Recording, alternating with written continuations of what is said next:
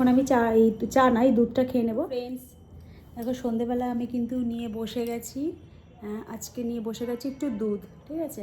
আর সবসময় সমান থাকে না, কখনো অ্যাকচুয়ালি খাই দুধ, কখনো একটুখানি চা খেয়ে নিই, কখনো কফি খেয়ে নিই, কখনো একটু মানে মধু জলে গরম জলে একটু গুলে খেয়ে নিই। সবসময় সমান থাকে না, আমি যখন যেরকম পাই সেরকমই খাই। তো এখন আমি চা নাই দুধটা খেয়ে নেব। তো তারপরে আমি রাত্রেবেলার আর কি ডিনারের জন্য রান্নাবান্না করবো। একটু সন্ধে দিয়ে দিয়েছি, মানে একটু আগেই সন্ধে দিয়েছি জানো তো। তো সন্ধে টন্ধে দিয়ে এই একটু 1 কাপ দুধ নিয়ে বসে গেছি, দুধটা খেয়ে তারপরে রাত্রেবেলা ডিনারে বানাবো ভাবছি আজকে চাউমিন। কারণ চাউমিনটা এনেছে এই অনেক দিনই হয়ে গেছে, তো হাফ করেছিলাম জানো তো, আর হাফ রয়ে গেছে। তো ভাবলাম ঠিক আছে, তো চাউমিনটাই বানিয়ে নিই, ওটাই ভালো হবে।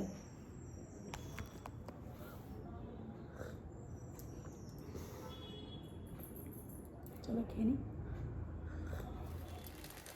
সন্ধেবেলা চায়ের পরিবর্তে দুধটা খেয়ে নিয়ে আমি কিন্তু চলে গেছি দেখো এদিকে চাউমিন বানাবো বলে। তো যদিও চাউমিনটা কিন্তু আগে মানে বানানো হয়েছিল, আর হাফটা বানিয়েছিলাম আর হাফটা কিন্তু প্রায় পড়েছিল।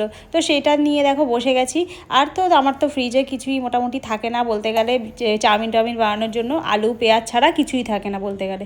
তো আলু পেঁয়াজ দিয়ে যেরকম বাঙালি স্টাইলের চাউমিন হয় সেরকমই করেছিলাম, তবে কিন্তু চাউমিনের মধ্যে হলুদ দিইনি। তো আমার ইচ্ছে ছিল হলুদ দেবো, তো হলুদ দিলে না ওর মধ্যে আবার মানে সয়া সসটা দিলে ভালো লাগে না। তো যেহেতু দেবো সয়া সস, সেহেতু আমি আর ওর মধ্যে আর হলুদটা দিইনি। আর নয়তো হলুদ দিয়ে না ওর মধ্যে মানে বাদাম দিয়ে, মানে পিনাট বাদাম যেটাকে বলা হয়, সেটা দিয়ে করলে বেশ ভালো লাগে। স্কুলে যখন যেতাম তখন এরকম কিন্তু টিফিন বানিয়ে নিয়ে যেতাম। আর যেহেতু আমি বললাম যে সয়া সস দেবো বলে নর্মালি সাদা মাত্রাই রেখেছি।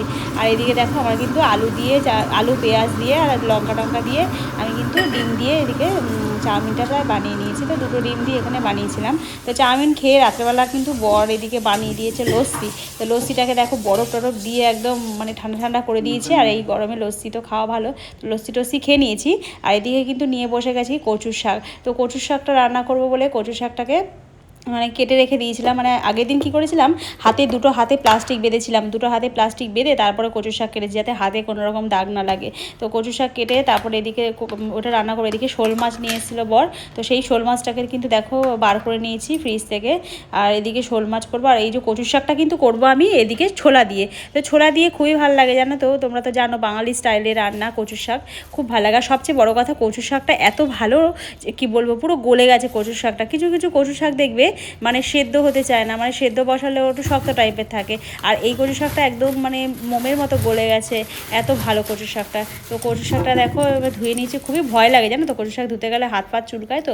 আর এদিকে আম দিয়ে বানাবো হলো গিয়ে শোল মাছের টক। তো আমার বর খালি না গরম পড়লেই খালি টক খেতে চায়। তো এদিকে টক বানাবো, এটা সর্ষে দিয়ে করেছিলাম যদিও, মানে আম দিয়ে সর্ষে দিয়ে করেছিলাম।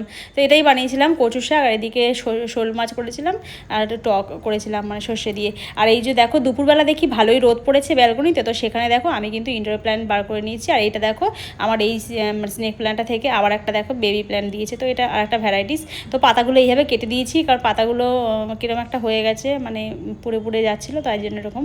আর এইটা দেখো এটাতেও কিন্তু একটা স্নেক প্ল্যান্ট এরকম বেরিয়ে গেছে। তো গরম পড়তেই না এরকম বেরোয়। আর এইদিকে লাকি ব্যাম্বোটাকেও কিন্তু রোদে দিয়েছি। লাকি ব্যাম্বো যদিও আমি ঘরের মধ্যেই রাখি, খুব একটা রোদে দিই না, কিন্তু মাঝে মধ্যে রোদ দিলে কিন্তু গাছের গ্রোথও খুব ভালো হয় জানো তো। তো তার জন্য আমি এরকম বাইরে বের করে দিয়েছি, মাঝে মাঝে একটু রোদটা পড়লে কী হবে গাছগুলো ভালো থাকে।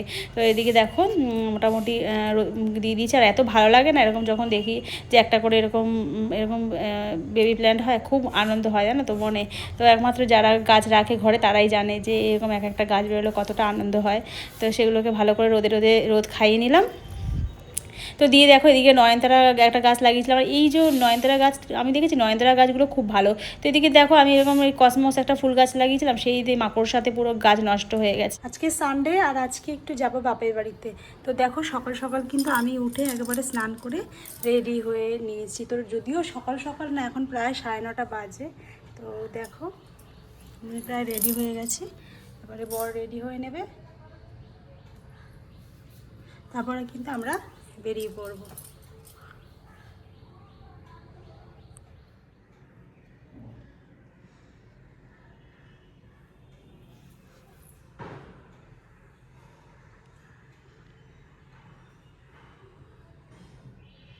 তো সাজার মধ্যে কিন্তু আমি একটুখানি মাস্কারা দিচ্ছিলাম আর একটু ফাউন্ডেশন মেখেছিলাম, আর তো লিপস্টিক তো পরবোই, তো সেরকম কিছু সাজি না, হালকা করে সেজে নিলাম।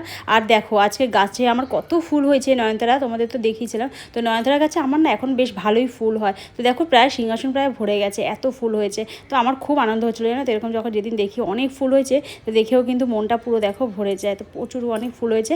তো আরেকটা গাছ লাগিয়ে দিয়েছি, তো ওটাতেও দেখবে 2 দিন বাদে অনেক ফুল হবে। তো এগুলো ঠিকই আছে ঘরের মধ্যে, তো এই ছোটো ছোটো ফুল এই গাছগুলো বেশ ভালো। আর এখানে তো বড় বড় গাছ লাগানো যাবে না, যাদের এমনি মাটি আছে বা বাইরে মুক্ত আকাশে কি বড় বড় গাছ লাগানো যাবে, জবা, তারপরে টগর, যেহেতু আমরা ফ্ল্যাটে থাকি তো ফ্ল্যাটে তো ছোটোখাটো গাছে ঠিক আছে। আর আমি দেখেছি যে নয়নতারা গাছে খুব একটা মানে পোকা টোকাগুলো হয় না।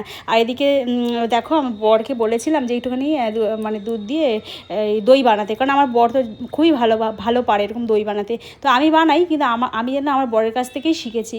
বর ভালো বানায় দইটা। তো ওকে বলেছিলাম রাত্রেবেলা দেখো বর কিন্তু এদিকে দই বানাতে শুরু করে দিয়েছে জানো তো। আর যেহেতু মায়ের বাড়ি গেছিলাম, তো মায়ের বাড়িতে ওখানে না বাটা মাছ খেয়েছিলাম। আমার মা তো বাটা মাছ ভীষণ ভালো রান্না করে, মানে সর্ষে বাটা দিয়ে আর বড় বড় সাইজের বাটা, মানে এক একটা প্রায় মানে 100 গ্রাম করে ওজন হবে, মানে যথেষ্ট বড় বাটা। তো সেই বাটা মাছ সর্ষে বাটা দিয়ে করেছিল না, খুব ভালো লাগে। আমার মায়ের হাতে রান্না পুরো অমৃতের মতো লাগে। তো ঘরে খাই একরকম, আর মায়ের রান্না তো সবসময় টেস্টি হয় বলো। আর তার সাথে করেছিল হলো গিয়ে নোটে শাক, আর হলো গিয়ে করেছিল হলো গিয়ে ডাল, মানে আম দিয়ে ডাল হয়, সেই আম দিয়ে ডাল করেছে, আলু ভাজা করেছে। তো এই আমাদের ছিল খাওয়া দাওয়া। তো খেয়ে দিয়ে আমরা কিন্তু চলে এসেছি, আমি থাকি না, কোথাও গিয়ে যাই আবার চলেও আসি। আর তো শাকগুলো না একদম ভালো হয় না, মানে ওই বাড়িতে শাক খেয়েছিলাম নোটে শাক, কিন্তু নোটে শাকগুলোর কীরকম গন্ধ, তো কীরকম ফিনাইল গন্ধ। কিন্তু যদি আমার বর বলে যে ওগুলো মনে হয় কোনো ওষুধ দেয় মানে শাকের মধ্যে, যার জন্য ওরকম আর কি গন্ধ হয়। তো এখন না এরকম শাক পাতা খাওয়া খুব রিস্কি। তো এখন দেখি যখনই মানে শাক আনে এরকম বেছে বেছে আনতে হয়। কিন্তু দেখো কাঁচা তো শাক বোঝা যায় না রান্নার সময়। তো রান্না হয়ে যাওয়ার পর যখন খেতে যাই তখন দেখি কেমন একটা ফিনাইল গন্ধ ছাড়ছে। তো জানো তো মানে লোটে মাছ হয় না, লোটে মাছের মধ্যেও এরকম গন্ধ হয়। তো একবার এনে তো পুরো ফেলেই দিয়েছিলাম, তো রীতিমতো। তো সেরকমই গন্ধ ছিল। তো শাকটা খাইনি, শাকটা ফেলে দিয়েছিলাম। আর ওই যে তোমাদের বললাম বাটা মাছ, ডাল আর হলো গিয়ে আলু ভাজা এই দিয়ে আর ওই খেয়েছিলাম। তো খেয়ে দিয়ে চলে এসেছিলাম। আর বরকে বলেছিলাম দেখো, এই বর কিন্তু এদিকে দই আমাদের কেটে খাওয়াতে শুরু করেছে, দইটা খুব সুন্দর হয়েছিল। তো পরের দিন দেখো রান্না করবো বলে সকালবেলা এদিকে বসে গেছি, আম দিয়ে চাটনি করবো, এই টক বানাবো না, আমি চাটনি বানাবো। আর এই যে শোল মাছ, তো শোল মাছ দিয়ে এই সজনেটা আলু দিয়ে একটা ঝোল বানাবো। তো দেখো আমার রান্না হয়ে গেছে, এদিকে তোমাদের দেখাচ্ছি। এদিকে চাটনি মানে বেড়ে নিয়েছি, খাবো, খেতে বসবো বলে। আর এই দেখো কাঁচা লঙ্কা দিয়ে ঝোল, মানে সজনে ডাঁটা দিয়ে আর এরকম মানে শোল মাছটা দিয়ে ঝোল বানিয়েছিলাম, মানে একটু মাখো মাখো টাইপের, খুব একেবারে পাতলা জল না। এই আর মার কাছ থেকে না এই দেখো এই যে মানি প্ল্যান্টগুলো দেখতে পাচ্ছ, এগুলো এটাকে নিয়ে এসেছি মার বাড়ি থেকে। তো যদিও এটা আমাদের একটা কাঁঠাল গাছের মধ্যে হয়েছিল, তো কাঁঠাল মানি প্ল্যান্টটা না পুরো শিকড় সমেত উবড়ে দিয়েছি। কারণ হলো গিয়ে একটা ভিডিওতে দেখেছিলাম যে এই গাছগুলো নাকি কোনো গাছের ওপর যদি হয় তো সেই গাছের পুষ্টি নাকি খেয়ে নেয়। তো মাকে বলাতে মা বলে শিগগির ফেলে দে, আমার লাগবে না এই গাছ। তো সেখান থেকে আমি দেখো ছিঁড়ে নিয়ে চলে এসেছি। তো আমাদের তো এরকম গ্লাস জলের মধ্যে থাকবে, তো আমি 2টো বোতলের মধ্যে রেখেছি। কিন্তু যদিও কিন্তু এইভাবে রাখতে পারিনি, এত হাওয়া দিচ্ছিল না, সে হাওয়ায় দেখি আমার পুরো জলের বোতল পড়ে গিয়ে পুরো সিংহাসনের ওপরে জল টল পড়ে কী অবস্থা, একাকার অবস্থা। তারপরে আবার সেটাকে মুছে পরিষ্কার করে নিয়ে এরকম 2টো দেখো কাপের মধ্যে করে এরকমভাবে মানি প্ল্যান্টটাকে কিন্তু আমি এখানে এইভাবে সাজিয়ে রেখেছি। তো এটা কিচেনের কাছে এইভাবে রেখে দিয়েছি। তো দেখো সন্ধেবেলা কিন্তু আমি সন্ধে দিতে বসে গেছি। আর সন্ধে টন্ধে দিয়ে নিয়ে তারপরে তো আমি আবার চাটা খাবো। তো দেখো সন্ধেটা আমি কিন্তু দিয়ে নিচ্ছি। আর যদিও সেদিন ছিল হলো গিয়ে নীলের বাতি, তো নীলের বাতি তো আমি করিনি। আর যদিও না আমার মা কখনো নীলের বাতি করতে দিত না, তো বলতো যে সন্তানের মা না হলে নাকি নীলের বাতি করতে নেই, বলে বাচ্চা থাকলে তবেই নাকি নীলের বাতি করে। তো কারা কারা নীলের বাতি করেছে, আমি তো করিনি, যেহেতু আমার বিয়ে হয়েছে, কিন্তু বাচ্চা এখন অবধি নেই তার জন্য।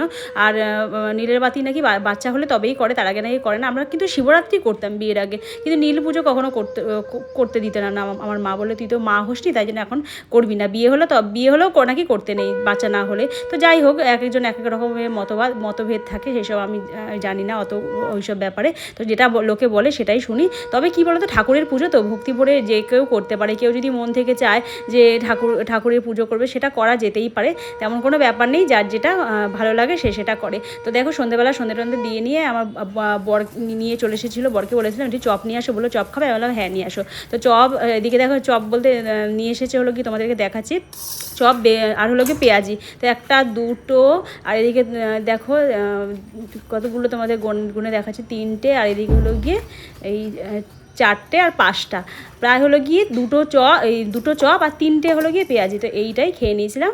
তো বন্ধুরা আজকে ভিডিওটা এইটুখানি, কেমন লাগলো অবশ্যই জানিও, আর পারলে চ্যানেলটাকে লাইক করে দিও, কমেন্ট করে দিও, সাবস্ক্রাইব করে দিও।